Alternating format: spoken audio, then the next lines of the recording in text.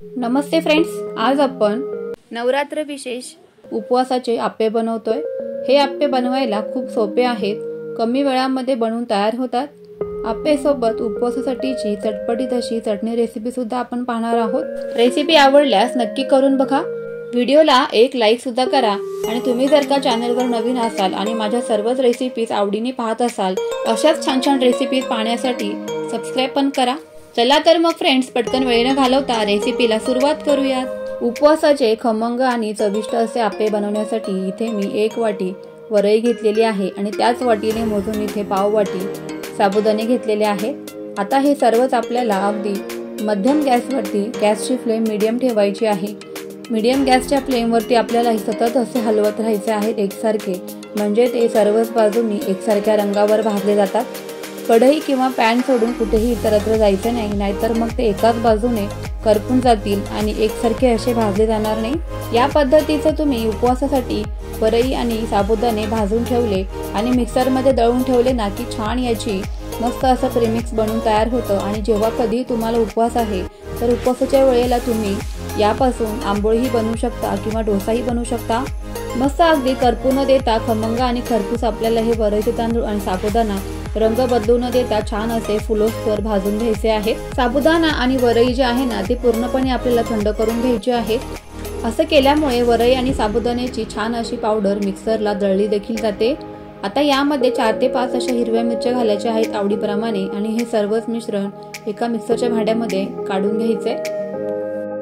या पद्धतीने साबुदाणा आणि वरई तव्यामध्ये किंवा पॅन मध्ये छान भाजून घेतल्यानंतर पूर्णपणे थंड करून घ्यायचे, म्हणजे मग त्यांची छान अशी पावडर मिक्सरमध्ये दळली जाते। तुम्ही बघू शकताय मस्त अशी पावडर आपली इथे बनवून तयार झालेली आहे। परफेक्ट। आता पुढची तयारी करूया। ज्या वाटीने आपण वरई मोजली त्याच वाटीने यामध्ये पाणी घालायचंय। पाण्याऐवजी तुम्ही इथे 1 वाटी दही घातलं तरी पण चालेल। सर्वांकडे दही अवेलेबल नसतं, म्हणून इथे मी पाण्याचा वापर केलेला आहे, जेणेकरून सर्वांनाच हे आप्पे बनवता येतील। आता हे पीठ आपल्याला बाजूला असं भिजवून द्यायचंय। तोपर्यंत इथे मी 1 बटाटा आणि 1 रताळ घेतलेला आहे मध्यम आकाराचं। आता या बटाट्याचा आणि रताळ्याच्या आपल्याला पिलरच्या मदतीने साल काढून घ्यायचे आहे। बटाटा आणि रताळी घेताना स्वच्छ असे 2 ते 3 पाण्याने धुवून घ्यावेत, कारण त्यांना भरपूर माती वगैरे असते, म्हणून स्वच्छ धुवून घ्यायचे आणि त्यानंतरच याचे साल काढून घ्यायचे आहेत। साल काढून घेतल्यानंतर किसणीच्या मदतीने छान असे बारीक आपल्याला हे रताळ आणि बटाटे किसून घ्यायचे आहेत एकसारखे। या पद्धतीने हे सर्वच किसून झाल्यानंतर पिठाच्या मिश्रणामध्ये घालून घ्यायचं आहे। रताळ आणि बटाटे घातल्यामुळे आप्यांना खूप छान चव येऊन जाते।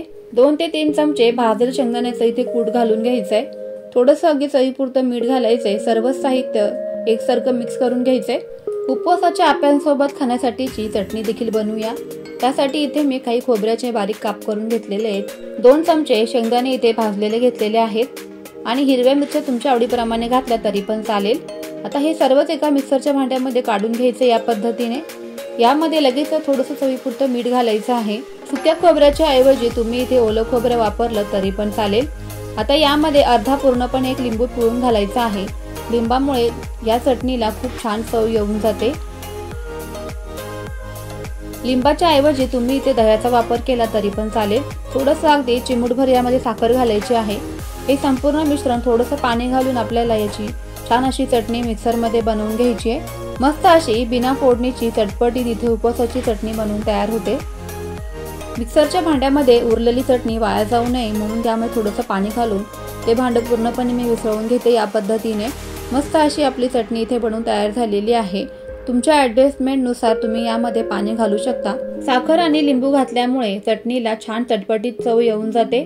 चटणी तर तयार झाली, चला आता आप्पे बनवूया। पीठ पण आपलं छान इथे भिजून तयार झालेलं आहे। लगेचच आता इथे मी आप्पे पात्र सुद्धा गॅसवर ठेवलेलं आहे गरम होण्यासाठी। त्याआधी पीठ एकदा छान असं मिक्स करून घेऊयात, एकजीव करून घेऊयात। 1 वाटी आपण इथे वरई घेतली होती, म्हणून 1च वाटी पाणी घालायचं आहे, कारण नंतर बटाटे आणि रताळ्यांना सुद्धा पाणी सुटतं, त्यामुळे शक्यतो सुरुवातीला पाणी कमीच वापरायचं। आता लगेचच आप्पे पात्राला तुपाने असं ग्रीसिंग करून घ्यायचं आहे किंवा थोडं तूप या पात्रामध्ये असं घालून घ्यायचं आहे। सर्वच बाजूंनी तूप लागलं गेलं पाहिजे याची इथे काळजी घ्यायची आहे, नाहीतर मग आप्पे जे आहेत ना तर ते या आप्पे पात्राला चिटकून बसतील आणि मग तुटून जातील। चमच्याच्या मदतीने अगदी थोडंसं हे जे बॅटर आहे ना ते आप्पे पात्रामध्ये घालून घ्यायचे। या पद्धतीने परफेक्ट, अगदी झटपट आणि काही मिनिटांमध्येच हे आप्पे बनून तयार होतात। खूप कमी वेळ लागतो आणि मस्त चविष्ट असे हे आप्पे बनून तयार होतात। तुम्ही या नवरात्राला आप्पे रेसिपी नक्की करून बघा। सुरुवातीलाच मी सांगितल्याप्रमाणे वरई आणि साबुदाणे भाजून ठेवून त्याचं प्रीमिक्स बर्नीमध्ये भरून ठेवा आणि जेव्हा हवे तेव्हा तुम्ही हे आप्पे किंवा आंबोळी उपवासाची बनवू शकता। अगदी 4 ते 5 मिनिटांमध्येच दोन्ही बाजूनी मंद आचेवर खरपूस असे भाजून घ्यायचे।